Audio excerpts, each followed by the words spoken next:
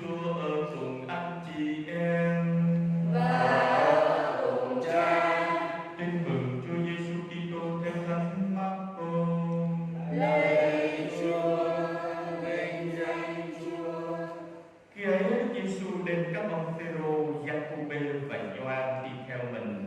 Người đưa các ông đi riêng ra một chỗ, chỉ mình các ông mà thôi. Tới một ngọn núi cao, rồi người biến đổi hình dạng trước mắt các ông. Y phục người trở nên rực rỡ, trắng tinh, không có thợ nào ở trong trần gian này giặt trắng được như vậy. Và ban môn đệ thấy ông Elia cùng ông Mô-sê hiện ra đàm đạo với Chúa Giêsu. Bấy giờ ông Phêrô thưa với Chúa Giêsu rằng: Thưa Thầy, chúng con ở đây thật là hay. Chúng con xin dựng 3 cái lều, một cho Thầy, một cho ông Mô-sê và một cho ông Elia. Thực ra ông không biết phải nói gì, vì các ông kinh hoàng. Bỗng có một đám mây bao phủ các ông, và từ trong đám mây có tiếng phán rằng: Đây là con ta yêu dấu, hãy vâng nghe lời người. Các ông chợt nhìn quanh thì không thấy ai nữa, chỉ còn Đức Giêsu với các ông mà thôi. Ở trên núi xuống, Đức Giêsu truyền cho các ông không được kể lại cho ai nghe những điều vừa thấy. Trước khi con người từ cõi chết sống lại, các ông tuân lệnh đó, nhưng vẫn bàn hỏi nhau xem câu từ cõi chết sống lại nghĩa là gì. Đó là lời Chúa.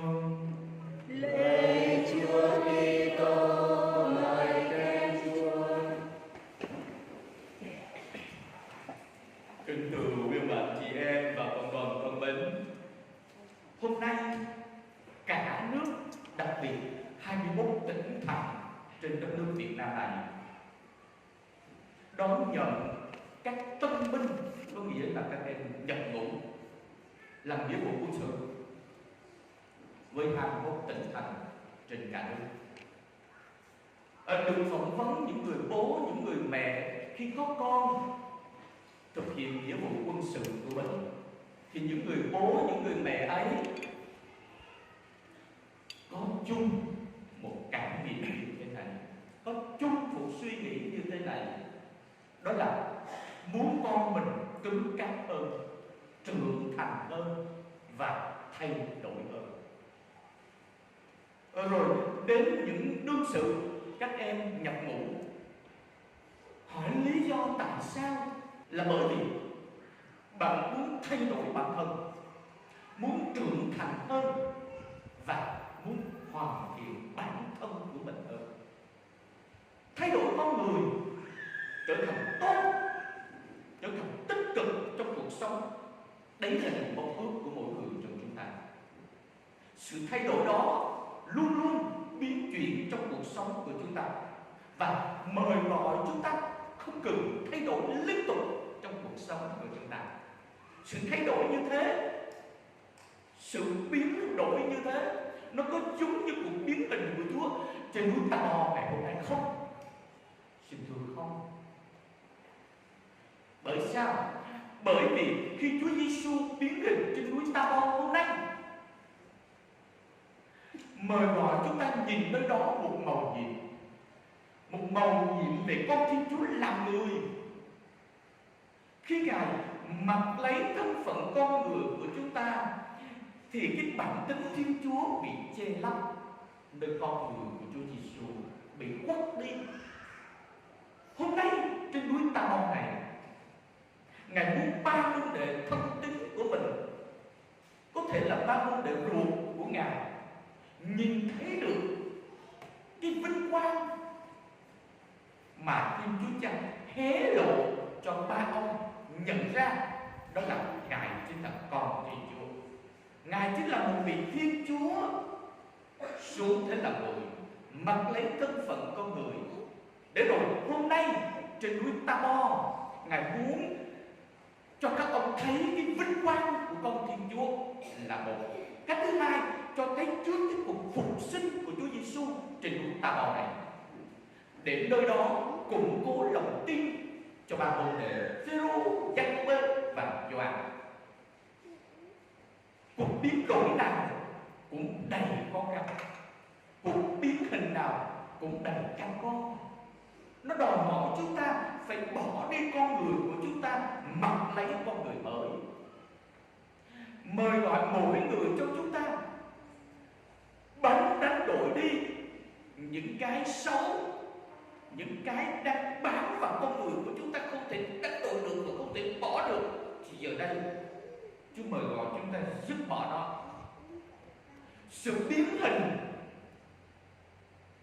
của Chúa Giêsu mời gọi chúng ta quay trở về với cái tôi sâu thẳm của lòng mình, để nơi đó ta nhận ra Chúa yêu thương chúng ta. Ta nhận ra chúng ta chính là con yêu dấu của Chúa.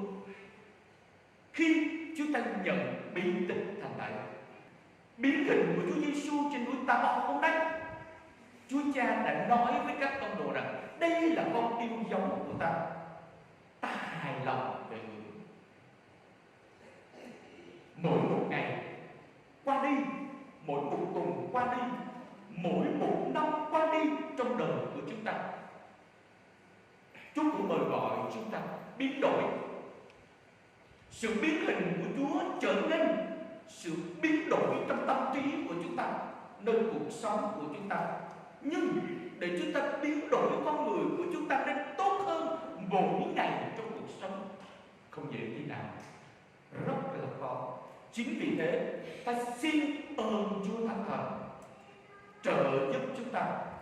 Ta xin Chúa Thánh Thần giúp chúng ta biến đổi chúng ta từ những con người khô khan, biến trễ trong việc xưng tội rất là lười đi nhà thờ, bỏ lễ Chủ nhật, trở thành một con người thánh thiện hơn, đạo đức hơn và siêng năng hơn. Ta xin Chúa Thánh Thần biến đổi con người của chúng ta, nơi đó đầy tâm tối và tội lỗi, trở nên con người tươi sáng hơn trong cuộc sống của chúng ta. Ta xin Chúa Thánh Thần biến đổi con người của chúng ta từ những con người ích kỷ tham lam, trở thành những con người sẵn sàng yêu thương, sẵn sàng hy sinh và sẵn sàng phục vụ anh chị em của mình. Ta xin Chúa Thánh Thần biến đổi chúng ta, những con người đầy tự cao, tự mãn, tự kêu, trở thành những con người khiêm tốn hơn, tin tưởng hơn và phó thác hơn nơi chính tình yêu mà Chúa dành cho chúng ta. Ước gì mỗi một ngày Chủ nhật chúng ta đến nơi nhà thờ này giống như cái giây phút mà Chúa dẫn ba môn đệ tâm tin của mình, Phêrô, Giacôbê và Gioan lên núi Ta Bor. Trong giờ thánh lễ này, trong giây phút cầu nguyện này, ta xin Chúa chạm đến chúng ta, chạm đến cõi lòng và con tim của chúng ta, giống như Chúa Giêsu đã chạm đến ba môn đệ trên núi Ta Bor ngày hôm đó. Để rồi nơi thánh lễ thánh thiên này, ta nhận ra Chúa đang nâng đỡ chúng ta, Chúa đang đồng hành với chúng ta, Chúa đang nâng đỡ gia đình của chúng ta, Chúa đang hướng dẫn gia đình của chúng ta, Chúa đang kể nói với gia đình và mỗi người trong chúng ta có Chúa ở bên, đừng sợ. Đồng thời bài tin mừng ngày hôm nay cũng gợi lên cho chúng ta về việc Chúa Giêsu lên núi, sau đó Ngài xuống núi. Trong cuộc sống của chúng ta cũng vậy. Có những lúc chúng ta thành công vang dội, có những lúc chúng ta làm ăn khá khá, có những lúc tiền vào như nước, nhưng có những lúc chúng ta cũng xuống núi với Chúa. Đó là những lúc ta gặp khốn khó, những thử thách, những cam biệt trong mùa Covid này nữa, trong mùa dịch bệnh này, gia đình nào cũng thiếu thốn, gia đình nào cũng vất vả, đôi khi lại mất công ăn việc làm nữa, không tìm được việc làm, không kiếm ra được một đồng, bị đau lắm. Đôi khi chúng ta ngồi ở đây nơi nhà thờ này, gia đình của chúng ta vẫn được Chúa nâng đỡ, vẫn được Chúa nuôi dưỡng và chăm sóc, nhưng lắm gia đình và lắm người còn đi nát hơn chúng ta nhiều lắm, hơn gia đình của chúng ta nhiều lắm. Để chính vì thế, cho dẫu có những lúc chúng ta được thành công, nhưng đồng mãn nguyện của mình đó là lúc ta lên núi với Chúa. Nhưng đồng thời có những lúc Chúa cũng mời gọi chúng ta xuống núi để cảm nhận được cái thiếu thốn, cái vất vả, chứ không có mà Chúa Giêsu xuống núi là Ngài lên đồi Golgotha, Ngài chết cho chúng ta trên thập giá, Ngài hy sinh cho chúng ta, Ngài biết trước, Ngài xuống núi thì Ngài cũng sẽ nhận những cái đó, nhưng Ngài không nào cũng sống thánh ý Chúa, sống thánh ý của Cha mình, trao hết cuộc đời của mình cho Cha.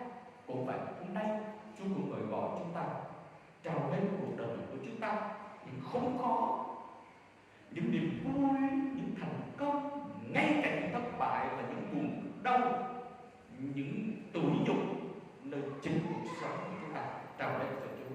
Chắc chắn Chúa đang ở bên chúng ta. Hãy cảm nghiệm giây phút trên núi Tabor của ba môn đệ Phêrô, Giacôbê và Gioan. Khi chúng ta ngồi trong nhà thờ này, xin Chúa cho chúng ta cảm nghiệm được Chúa đang tỏ vinh quang và quyền năng trên đời của chúng ta, đời gia đình của chúng ta. Ngài chờ chúng ta đón nhận quyền năng đó với cả lòng tin tưởng, tin thẳng, không tụt trong cuộc sống của chúng ta. Với lòng tin đó, cho nên ta đưa lên tin sự lòng tin của mình.